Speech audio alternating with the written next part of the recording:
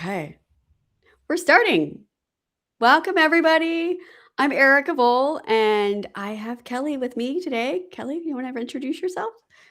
Hi, I'm Kelly. I'm a life coach living in New Zealand, and it is wonderful to be here with you today, Erica. Oh my gosh, I'm seeing people that we know here. Welcome, Christine and Michaela and Lisa and Ellen and Florence. Oh my gosh, I'm so excited. We're so excited to Yay! talk to you today.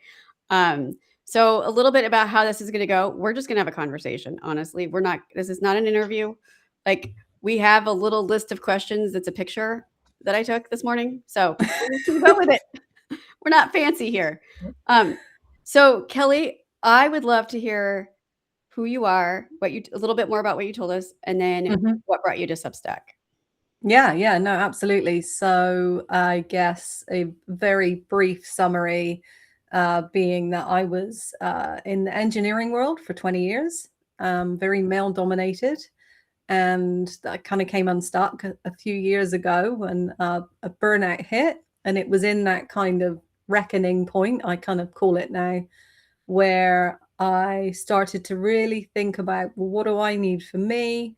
Where am I going? What am I going to do? And it was a real, it was a real, okay, things have to change. I cannot go on like this. And it was within that period of time, I literally couldn't get off the sofa. I was out, sort of thing.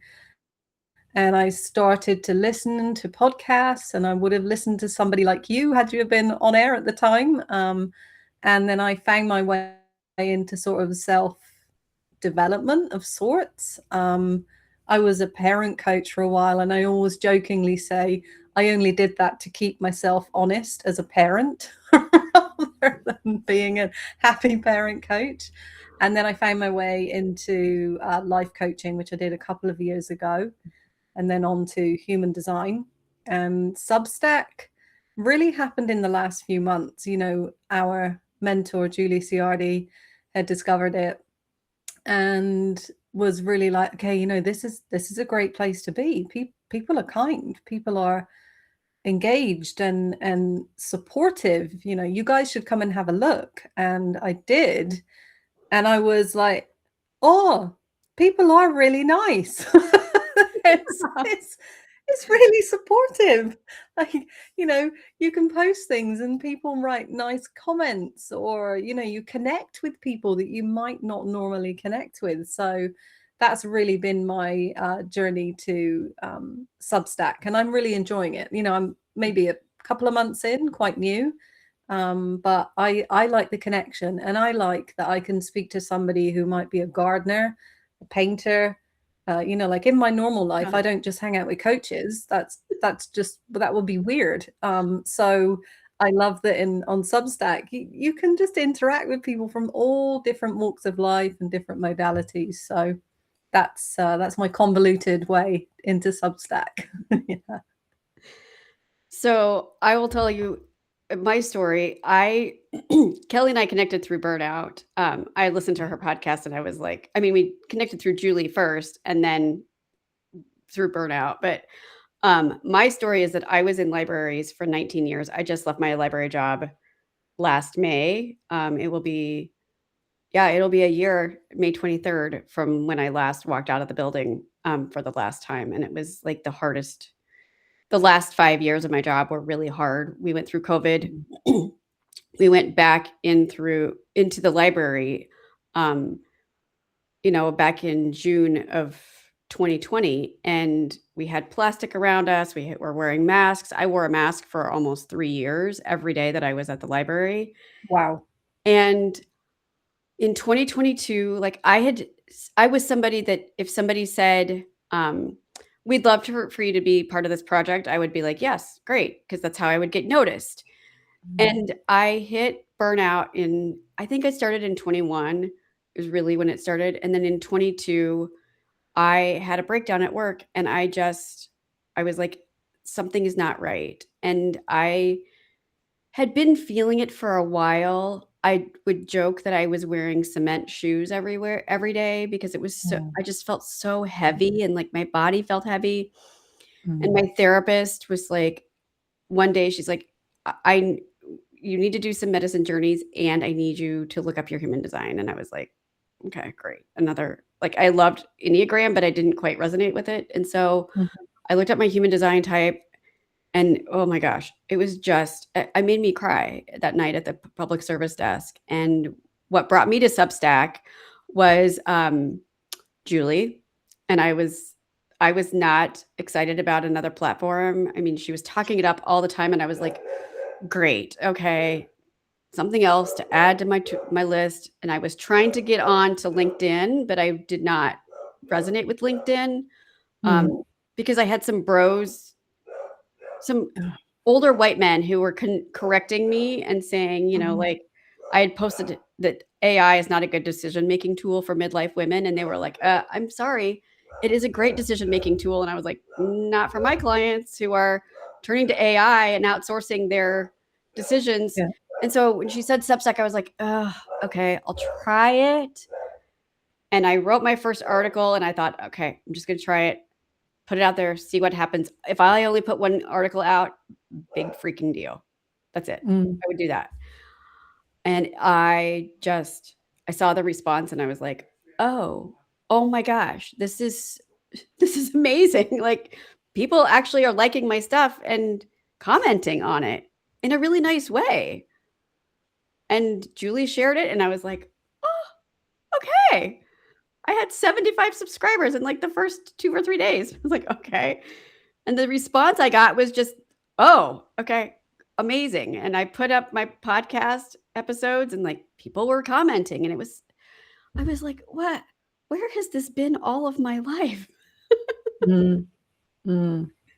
Yeah. Yeah.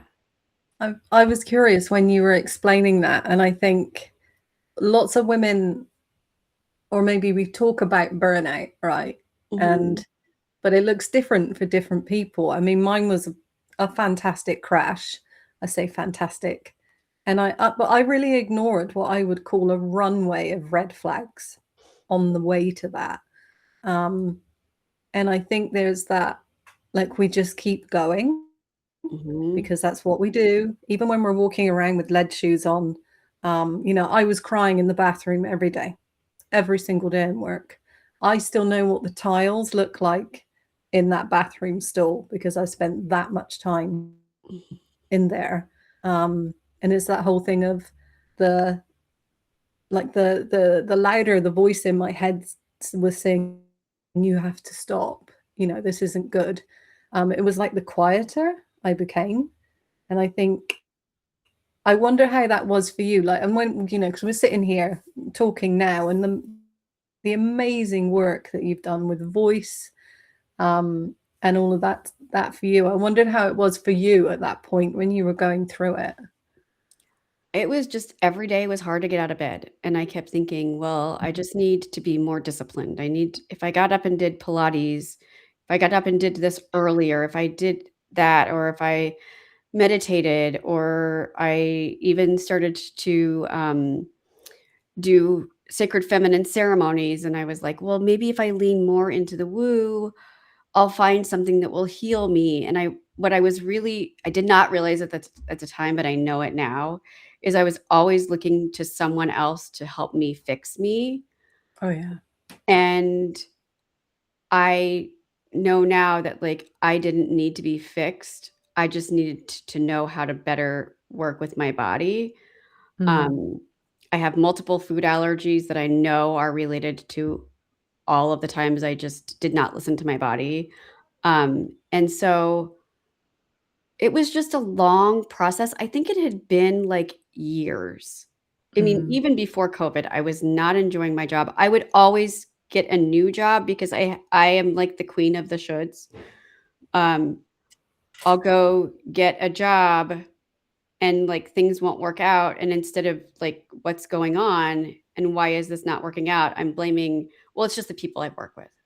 It's the Mm. people I work with. My manager isn't, I don't like my manager. It was never like, maybe this profession is not the right profession for me. Maybe Yeah. I chose this because my husband was a librarian and he loved his job. And then I was like, oh, well, I should like it. And I always thought it Mm, was me. yeah. Actually, no, I thought it was other people. And I was like, what's wrong with me? Why can't I fit in? Why can't I be everybody else likes it? What's wrong with me? And so that was a big aha moment for me as I was going through coach training in 2023 and seeing like, oh, there are pieces that I have just been shoving aside, and I've been expecting others to help me fix me when I just needed to listen to myself. Just Mm, mm, yeah. And I would love to know more about what your journey was like too. Like I mm, know mm, those days where you're like, I would go sit in my car, and I got to be very familiar. Like I knew exactly what seat position to be in my car. mm, mm. Yeah, yeah, absolutely. I mean, like I say, 20 years in a very male dominated job, I actually knew within a year that I was in the wrong job. Mm. And I mean 1 year into the 20 years. Um, and I thought, if I just get on with it, there's something I'm not doing. The shoulds, oh, should, that's such a damaging word, isn't it? Uh-huh. Like, oh my goodness. And I just kept going and I just kept plodding. And there was just this constant, for me, it was a constant self attack. There was something that I wasn't doing, or, I wasn't as good as anyone else. And then it sort of seeps into every other aspect of your life. Because I think I was in it for maybe 15 years before I had my son. And I went back to work after him. That was okay. I went back part time, and I then, a couple of years later, had my daughter. And I should say, I know, living in New Zealand, how lucky I am with being able to have time off work, because I had 15 months off after my son and 15 months off after my daughter. And I was horrified the first time I had a conversation with a friend in America who said she had 6 weeks off, and that it's not common. So I know that's a side note, but I'm very thankful I got to have that much time off. But so I went back to work after I'd had Maya, and it was a very different response. I had a different manager. He was not supportive at all. He felt that I shouldn't still be breastfeeding, things like that. If there was very little understanding, he would watch me when I got into work, and he would look at the clock, and he would make a comment if I left at a certain time. Asked questions like, "Well, how are you going to manage pickup?" You're not legally allowed to ask that sort of question in New Zealand. Mm. My husband worked in the same office, and he went down to 4 days a week so he could be at home with the kids 1 day a week. And his manager, loveliest woman ever, didn't even question it. Didn't bat an eyelid. Can you get your work done? Yeah, fine. There was no, and like that's in the same company, in the same office, different teams, different work we were doing. And I just kept trying to go. I just was like, okay, if I just do this, if I just keep going, it'll be okay. It'll be okay. And it Mhm. just got worse and worse and worse. And then, like I say, I crashed gloriously. I mean, literally one day I woke up and I had like a pounding heart. And oh, this is a bit strange. It's a bit weird. Went to the doctor. Yeah, no, that's not right. Something's wrong. Okay, you have to have a bit of time off work. And then it developed into fatigue. I Mhm. couldn't get off the sofa. Suddenly, I was very not being able to be present with the kids. And I mean, at the time, I think they were 3 and 6 or somewhere around there. So my husband was doing pretty much everything and going to work. And sort of that turned into a 6-month career break. Crash break really is Yeah. what it was. And then I went back to work. I really didn't want to go back. And I think within a week, I got a call to say that I was being made redundant. Um, So that was like, even though I can see the gift in it, it felt like a bit of a kick after, Mhm. 13 years in the same, that they were the first people I worked at when I moved from the UK to New Zealand, and I've been with them the whole time. Um, and there's something in it that is really different for some reason when you're made redundant versus leaving. I Yeah. and even though I know it was for the best, it just felt a bit harder to contend with. But when I left, I started to get well, Mm. so Yeah. you can't, you can't really argue with that, because it was such a physical obviousness in how I improved once I was officially, once I had officially quit. Because even in that 6-month period, there was still the thing hanging over my head of, well, I have to go back to work. Mm. There's no other option. I'm going to be selfish if I don't go back, because it's going to put a financial strain on the family. What will people think? I'm too old now to retrain. Like all of that ding ding ding ding, we're lighting up as to why I should go back to work, even Mhm. though it was detrimental to my health, mental health, and my physical health. But in like with the beauty of hindsight, I totally see the gift in all of that. But I Yeah. wouldn't have believed that at the time. I can tell Yeah. you now. Yeah, Yeah, and I want to acknowledge Christine, what she said about being, in a very masculine yeah, industry also, and, like, being yeah, disconnected from her body. yeah, I I was it was really hard for me to take time off. Like, um I took 3 days off after my breakdown. I yeah. had a really intense it was like this was back when we were still wearing masks, and, like, Mm, a patron got mad because the alarm went off, and I went over and talked to her, and she was like, "I can't hear you through your mask," and, like, something in me just snapped, and I was like, mm, "I'm sorry," and I and then I walked to the back, and I was like, "I can't." They were like, "Are you okay?" And I was like, "No, I can't talk to you," and I went and mm. cried in the bathroom for 45 minutes that day, and then I Oh, came home, and I had 3 days off, and then I came back, and they were like, "Are you feeling better? Did you get some self-care time?" And I was like, "You have no idea what's going on with me." So mm, then my therapist and my doctor were working together, because I broke down at my doctor's office, because she's like, "How are you?" Because I was there for my wellness visit, and I was just like, "Oh my god, let me tell you how terrible I am." Um, so I got 3 weeks off for burnout, and as I was getting ready to go back, I fell and hurt my foot. So when I went back, because I had to use all my vacation, all my sick time. I mean, I had 3 weeks, that was it. Otherwise, it was gonna be unpaid, and we couldn't afford it. wow. So I go back with a boot on my leg, and I've got a knee scooter, and I was in that for 6 weeks, and I was like, "Thank you, universe, for slapping me in the face and reminding me that I am not done resting." Like, I Yeah. just had to give up everything that I was gonna do that summer.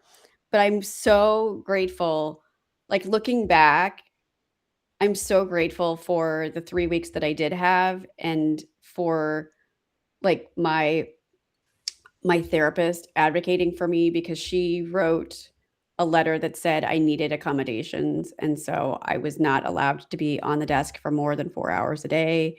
Like, she was fantastic, and Mm, she was the one who introduced me to human design. So I wanna talk more about human design, and, like, how we've both been using it. Because I mean, mm, we met through a mentor who's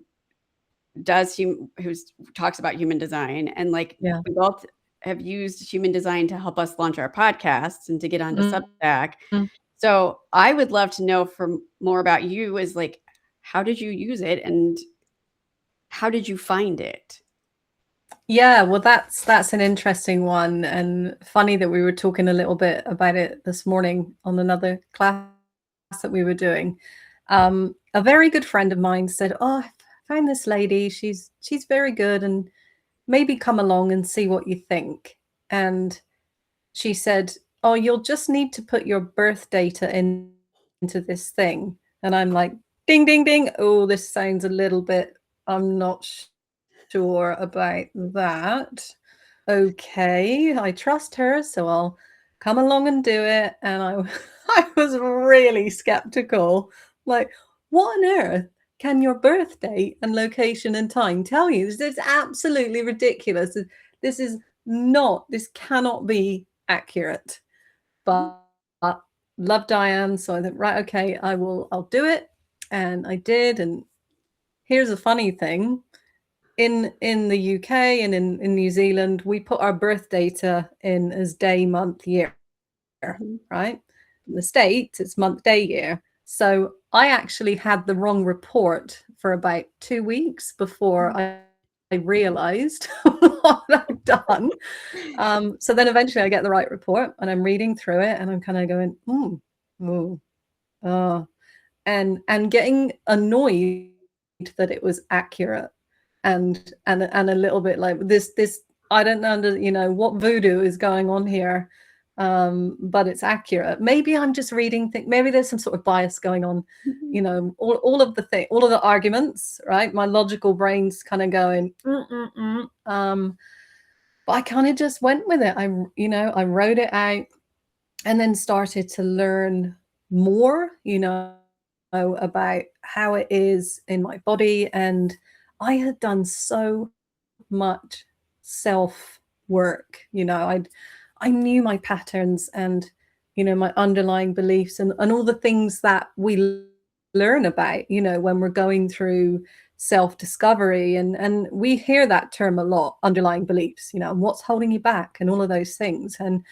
And I had tried a lot on the road to finding human design, and I was epic at beginning stuff and just sort of quietly disappearing at about the 95% mark, which really, really helped to reinforce the belief that I wasn't good enough, right? I know why that is now. I know why I did that.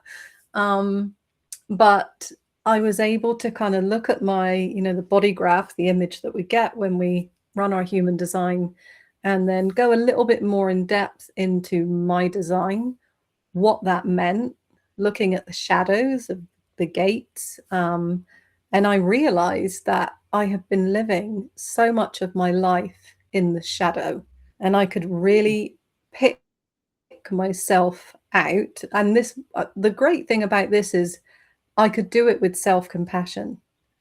And I really, truly believe that human design is where self-compassion starts, because suddenly all of those patterns, all of those things that I had learned, it was just there.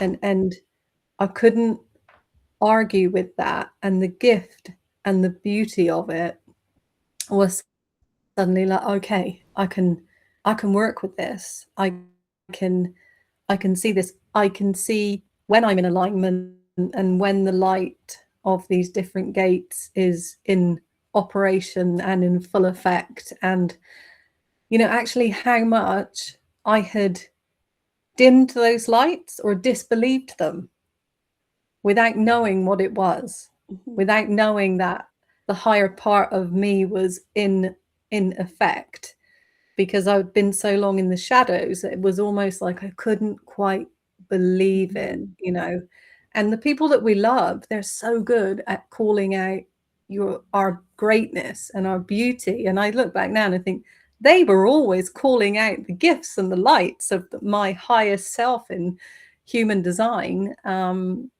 But I there was something about the allowing and the acceptance when I look back. And now from this point, 18 months into, or almost 2 years maybe into the journey, it's a clarity in who I am, and being happy that I spent time and I slowed down to study myself, because you always hear, oh, you're your own first client, and it'd be a bit like, oh, okay. But with human design, you have to be, and that's maybe you never want to be a coach, but that I don't think you can do any other modalities. And I'm kind of putting myself on the line here. without understanding your human design. Obviously, that's my belief. Other people feel differently, and that I totally respect. But I think it's honoring you at your core. And like as Mhm. you said, I've been talking about doing a podcast for about 5 years. When I do, yeah, I want to do a podcast at some point, and I think I'll do it about this. And then it was only since being in, Julie's world, our mentor, that I was finally able to join the dots and do it. And it's like Mhm. I took action. I did that thing that I said I wanted to do for ever, and and here I am, and what a wonderful response I got from people, um which was amazing, and even allowing the praise and accepting that from people has been a journey as well. And we're still in it. We continue to learn. Yeah. There is like we're taught, this is lifelong. This is going to keep going, and I'm fine with that. I'm Mhm. actually excited about turning 50 next year, right? Never thought I'd say that, and I'm like, yeah, 50's on the way, brilliant. Which makes me so happy that I feel that way.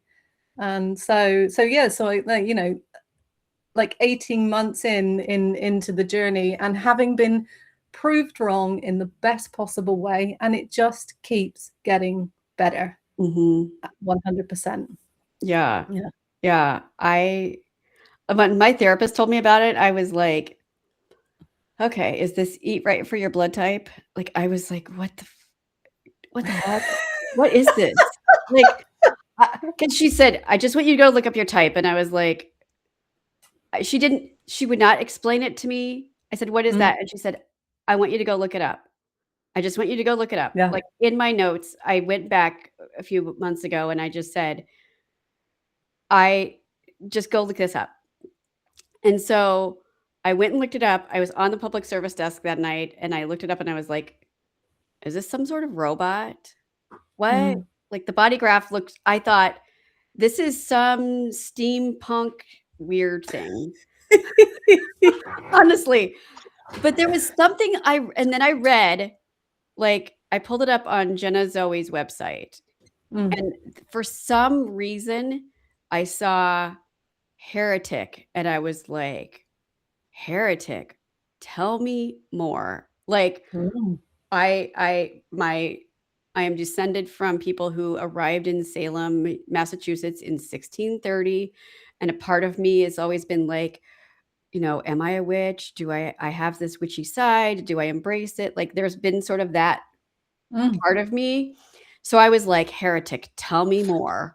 Mm. Um, and I know that that drives some people away, but for some reason it just resonated with me. And I looked it up and I felt like somebody had read my personal journals for my entire life. Wow. It made me understand why I had burned out because I always said yes to decisions. I never slept on my decisions. Now I know I need to sleep on my decisions, and so that was the first thing that really resonated with me. And then, um, I found Erin Claire Jones, and I just, like, I would literally at night just read through her Instagram, and then I found out she was offering a course, and, we did not have the money, but I was like, "I'm gonna buy part of the course," and so I took her course. Mm. I wanted to know everything. I wanted to know absolutely everything. I was creating reports for my friends before, like, I knew how to do it, so I was just going and pulling things off the internet and putting it into these Word documents with the citations because, as a librarian, you gotta make sure everything's properly cited. Um, and but it also helped me understand, like, why my husband moves so fast and also why he needs his hermiting time, why he needs to just go and do his art. Because I was always like, "You don't wanna be around me?" And then when I read he was a 2-4 and I was like, "Oh, he needs hermit time? Please, go do your thing."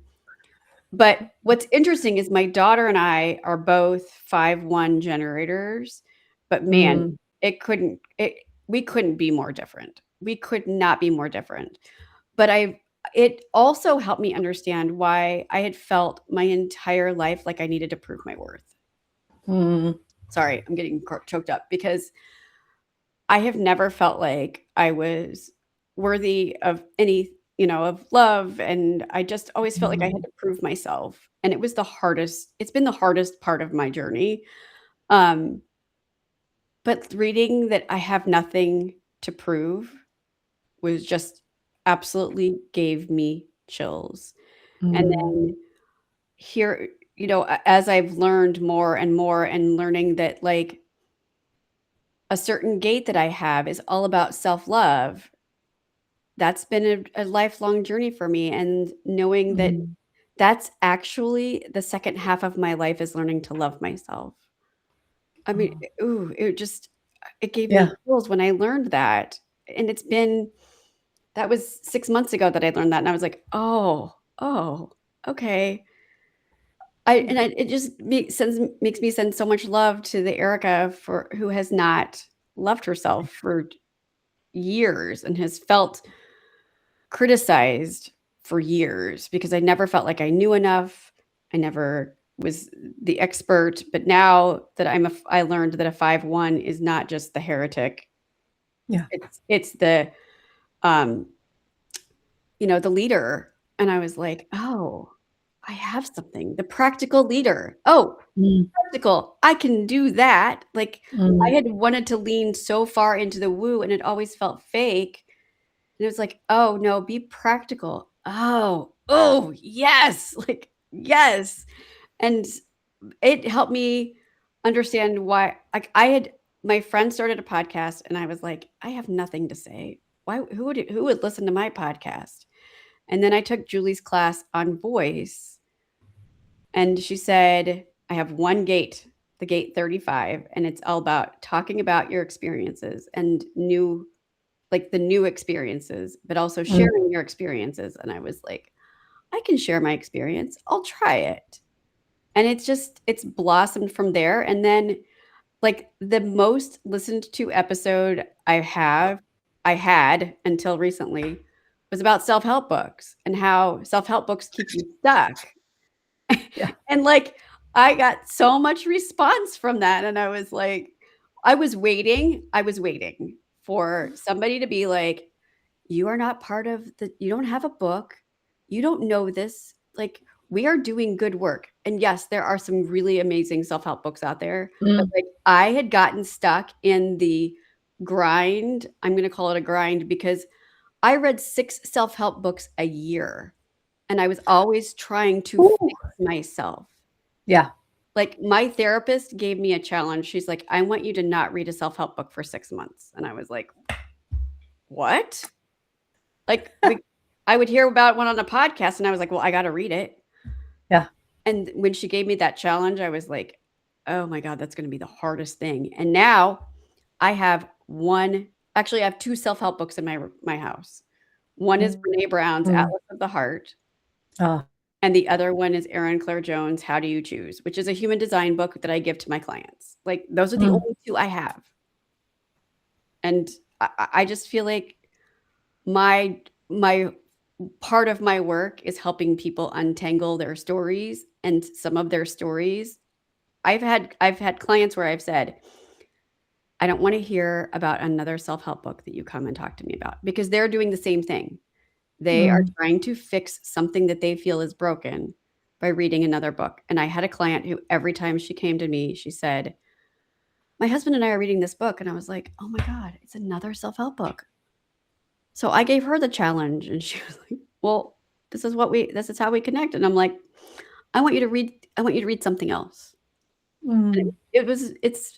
That's been to give that challenge that I received from my therapist has been a really cool process. And it feels like that was a gift from my therapist. And now I need to give that gift to other people. I think it speaks to that external, just wanting someone else to give us the answer because we're tired.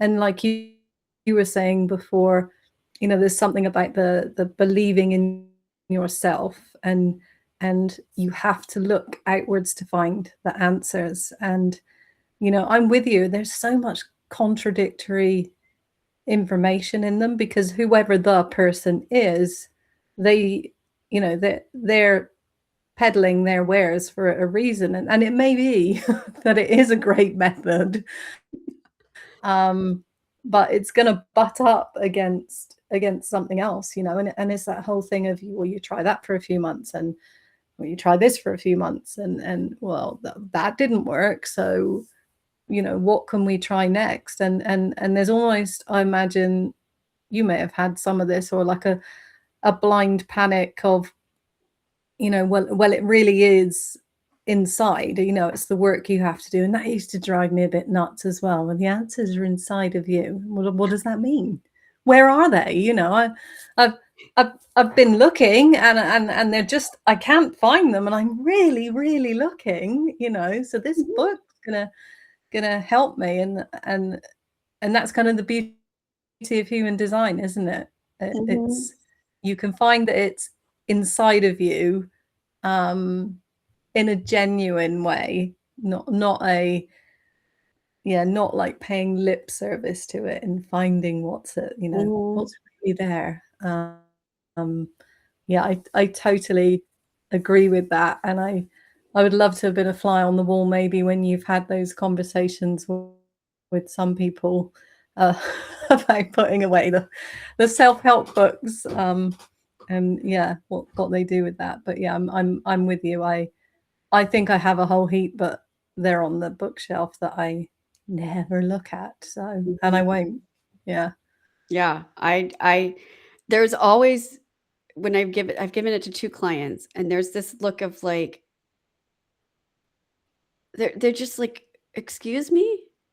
Wait, I'm working with you, you're my coach, you're helping me, and you're telling me to stop reading a book that could help me?" And I'm like, "We have the tool to help you see yourself." Because Mm, that person, like, you know, Julie says, "Every strategy works, but not every strategy works for everybody."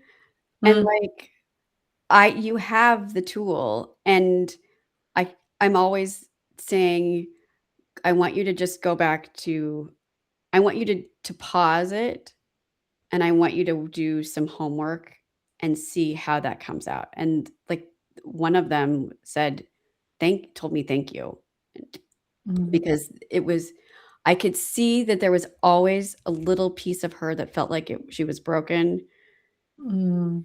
And when she stopped reading the books, like, I started to see a part of her come out that was just it was like she was no longer trying to fix something, there was something that she was starting to embody that was just Mm, I don't know, juicy's not the right word, but it was just it was so good, and mm. it was like, yeah, that you've had this all along, and I don't like it when people say you have the answers inside yourself, because God, if I had all the answers inside myself, I wouldn't have gone through all the stuff I went Wouldn't. through. Yeah. Seriously. I mean, seriously. Mm. If I might have had the answers, but I didn't know how to listen to myself, because I'd never Yeah. been taught to listen to myself. I'd been taught to listen up Mm. here, I'd never been taught to listen here. Yeah. And Yeah. so, yeah, I that drives me crazy. There are some Mm. things that come up in the self-help industry, and I've kinda had to do a little bit of a self-reckoning, like, when, you know, uh, his name is escaping me now. When he showed up in the Epstein files, Oh, yeah. Deepak Deepak Chopra. Chopra. Like, I Yeah. had to do some reckoning, like, I am part of an industry that I have some real serious problems with. And Mm. so, it's been a that part's been a real journey too, is like, how do I balance this thing that I am? Like, am I a guide? But does that make me like, I will tell you what to do? Like, Yeah.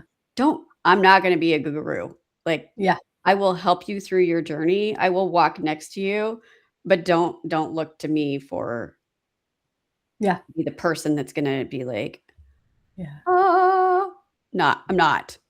Never wanted to be, never will be. Which is one of the things as a 5-1, like because I'm obviously I'm a 5-1 as well.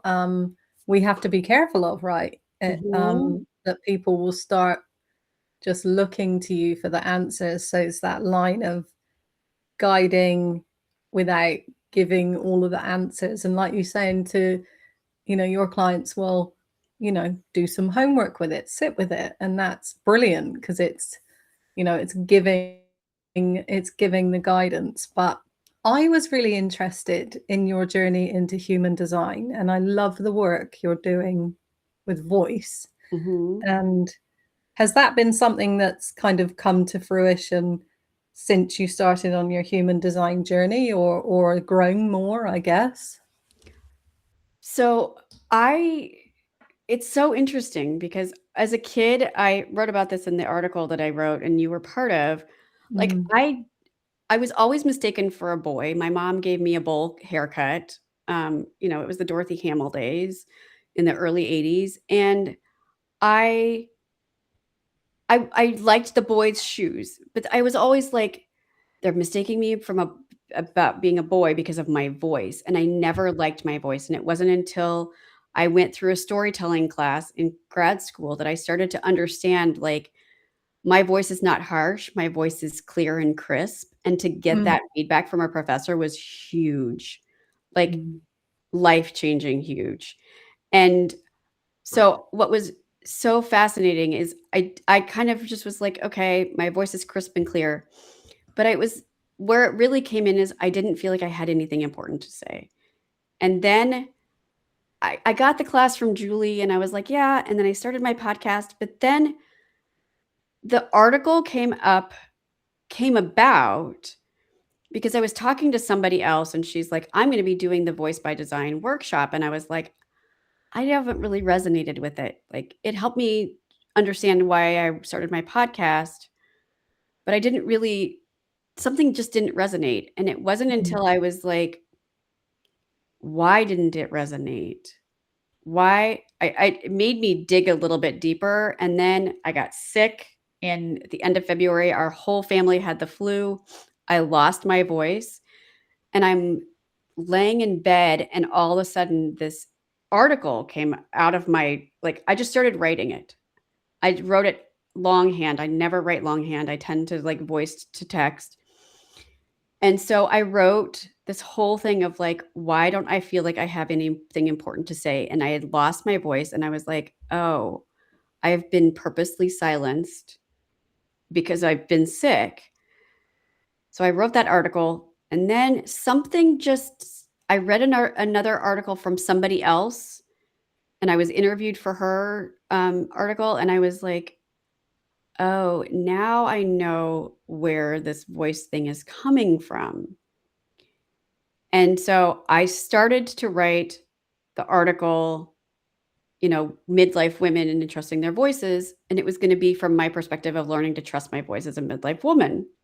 mm, And then I was on Lana Jane Tellis's, Substack Live, and I got off of there, and I immediately posted, "Women in midlife, I wanna know about trusting your voice." And I put the call out. I You responded. I mean, I got 6 people from Substack, I got 6 people from the Ignite community, which is Julie's community, I got 3 people from, a networking group, and, as I started to get these responses, it just really lit something in me, and I thought, "This is not just my story to tell, this is everybody's story to tell," but I am, mm, for some reason, have been given this sign that I need to write this article. mm, I was gonna be happy if I got 5 people. I really was gonna be happy with 5. But the fact that I got 15 women who are all between the ages of 35 and 65, and hearing all of their experiences, and what blew me away was we have this 30-year gap, and we like to think we've made so much progress, mm. but the women who were in their 60s were given the same messages that women who are in their late 30s also received. And Yeah. it's just lit something in me, and I'm like, "Oh my gosh, I need to start talking about this, and if I can find this within myself, I need to share this with my clients. I need to share this with other people." And I'm just I really struggled to write that article, not because it was hard and not because I couldn't write it, but because I was just really emotionally overwhelmed by the stories that I was receiving from other people, and I was like, I have a huge responsibility to tell their story in a way that honors their experience. And so when I was recording those 2 podcast episodes, I sort of had this out of body experience because I would be talking and I would notice that I would have tears running down my face, and my voice would be cracking, and so I have a code word to tell me, like, when I need to what I need to edit. So I would say 333, and then I would edit that part out. But then I would get off. I would notice that about halfway through, I would start to not hear myself. I was just talking. And I went back to the recording because I wanted to make sure that, like, it didn't sound like I was coming out of it. But what I realized is I I was not just reading the script to talk. Like, coming there was something divine happening, and then I would stop the recording, and I would have to sit in my office for 10 or 15 minutes and just cry because it was unbelievably powerful. And I don't know that I will have that experience again, but I feel like something has been shaken and awakened in me that I we need to tell other women's stories, and we need to open the like, that's why I invited you. That's why I invited other Mm. people. It's like, I want women's stories to be told, and I want their voices to be heard. Yeah. Yeah. And just acknowledge what you're doing. It's, yeah, I was really honored to be a part of that article, but it is so beautifully written. And like Christine and Penelope have made a couple of comments, and like voices in the workspace, spot on. I experienced that. But if you ask me, right, how old I was the first time I was told to pipe down or be quiet, or I felt like there was something wrong with my voice, I was about 8. Mm. It goes back, right? It goes way back. It starts so far back that we almost don't even realize. And it's so insidious because it's how we communicate, right? We speak, and yes, Christine, Yeah. children should be seen and not heard. Mhm. Like, whoa, Yeah. that is spot on. And that was, I like you're saying, that's some kids will still be experiencing that now, and it's a natural expression of who we are. And when you there's almost that thing as well that women experience. How old were you the first time you thought there was something wrong with your body? Or it's that sort of remembering and experience.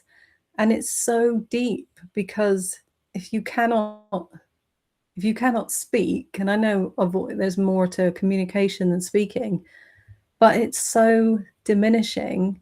And then this belief that there's something wrong with speaking our truth, or saying what we want. How many places or how many spaces have all of us been in, including the women on this call or who might listen later, where we didn't speak up or we didn't say something because we were so worried about how we would be perceived and what was lost in those moments? And that's not a self-attack or to feel, bad about that. But it's just something I think that we have been used to. Yeah. It's yeah. I've only been in rooms where I could say the people that like the sound of their own voice to date were men, And that Mhm. it's not Yes. it's not this huge attack on men. I know it's really hard in these discussions for it to be, well, guys are this and that, but Mhm. I mean that's really what we've grown up in, right? It is Yeah. like the patriarchy, and there's also, we have ingrained misogyny as well.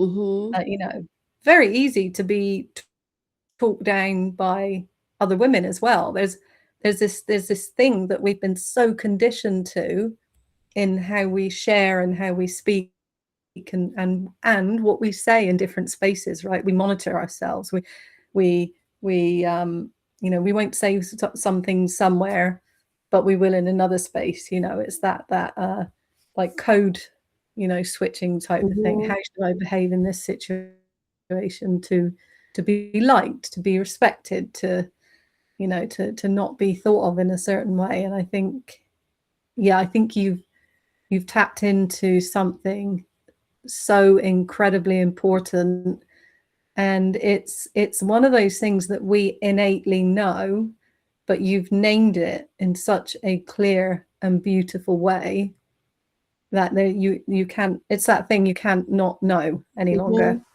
That's Yeah. my experience. Yeah. Yeah, and I'm seeing like, my daughter is 12, and this has also opened up discussions between my husband and I, who my husband struggled with stuttering for a lot of his life and still Wow. still has learned still ta says certain things because he knows he has words or letters that he'll stutter on.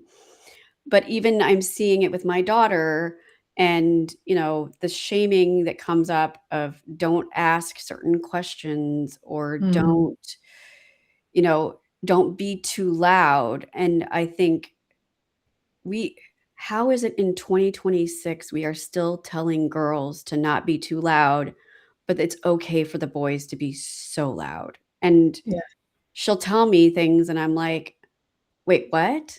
Excuse me? No, Mm, I want you to be able to express yourself." And you said that it's not just talking. And yeah, I mean, expressing myself as in my clothing and how I dressed as a teenager was not okay in my family. mm, And so and that led to a lot of shaming of feeling like I wasn't okay. And so I think that, like, it's our voices, but even so much of the way we express ourselves too. yeah, there's so much policing Mhm. around it. And I was just going to quickly share something, and I mean, at the moment, it affecting the kids, and one boy and one girl. Um, my father-in-law would always turn up with presents for the kids. So when they were little and they couldn't speak, that was cute. Mhm. And as soon as they could speak, he had conditioned them. So he'd turn up, they'd be like, where's my gift?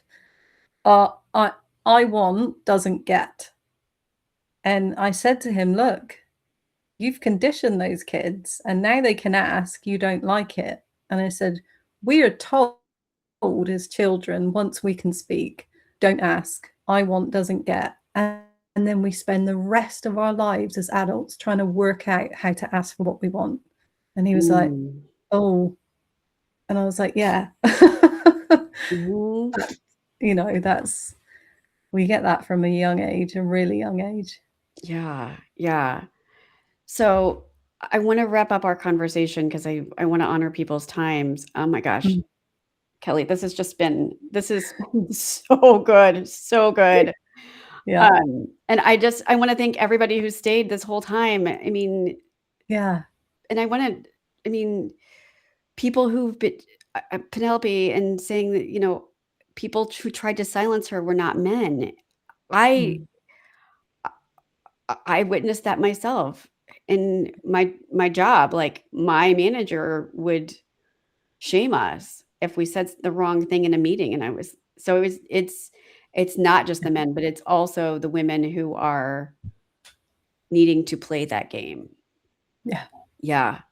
So, Kelly, tell people where they can find you on Substack and Oh, yeah. anything that you Yeah. have Yeah. So any I'm parting words you wanna say. I'm under Kelly Quiney. That's Quiney. We joke. People always say Quinny, but I say whiny Quiney, and people seem to remember that. The slow coach, because my thing is that we're told to do, that we can fix ourselves in 30 days, 60 days, 90 days. So I'm starting a movement for slow and to slow everything down. So yeah, Kelly Quiney, the slow coach. Okay. And you can all find me at ericav.substack.com or Erica Voell. I write the Unfolding by Design podcast. Unfolding is my podcast. Unfolding by Design is my newsletter. And I really, Unfolding just came out one day because I was like, one of my favorite things is still to get a letter and to unfold it. And Mm. then I thought, oh, it's not just unfolding a letter, it's also a flower opening and like we're just unfolding. And I know that some people are like, I don't want to be becoming anymore. I want to be. And I'm like, yes, but I'm also like, I have I have been through so much and like I'm grateful every day. And I remember when I turned 50, I'm 52 now, but on my 50th birthday, I went to work and they were like, it's your birthday. Congratulations. I was like, yes, I am 50. I have lived this long. I have had some health issues. But like, I didn't ever think there was at one point, I didn't think I would even get to 50. And so Mm. I am so grateful to be here. And hearing on a podcast, Julie saying, 50 is not the end. And I was like, Mm. wait, what? 50 is not a crisis? Are you kidding me? Yeah. Midlife's not a crisis? It's a Mm. calling? Like, what? So Yeah. I am so, so grateful. And I love the Midlife Women we've been meeting on Substack. And I'm just Mm. grateful to everybody's support. And I love how it's Substack is really the tide that's raising all ships. I'm just so grateful to everybody. Yeah. Yeah. We can't get great in isolation, I think. Mhm. And we're here together, sort of lifting one another up. I love Yeah. it. And thank Yeah. you for inviting me, Erica. I've loved Oh, speaking with you yes, it was today. so great, Kelly. Thank you. Thank Mm. you everyone for staying so long, and we'd love to hear from you. So, Yeah. have a good night. Well, okay, it's night where I am. It's mid-afternoon for Kelly. It's midday and it's about to turn noon here in New Okay. Zealand. So Okay. yeah.